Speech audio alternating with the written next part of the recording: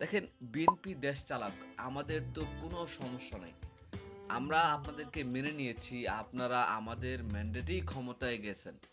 এখন যদি আপনারা আমাদের যে দাবি দাওয়া আছে সেগুলো যদি আপনারা বাস্তবায়ন করতে গড়িমসি করেন, তাহলে ব্যাপারটা এরকম হবে যে খাবারের প্যাকেট কিনলাম, খাবারের প্যাকেটের ডেট আছে কিন্তু খাবারটা নষ্ট হয়ে গেছে। এখন আমার কি উচিত সেই খাবারটা খাওয়া? এখন আপনার কি উচিত সেই খাবারটা খাওয়া? অবশ্যই না। সুতরাং আপনাদের মেয়াদ আছে, কিন্তু আপনাদের কার্যক্রমে যদি আপনারা পচে যান, তাহলে জনগণ কিন্তু আপনাদেরকে ডাস্টবিনে নিক্ষেপ করবে।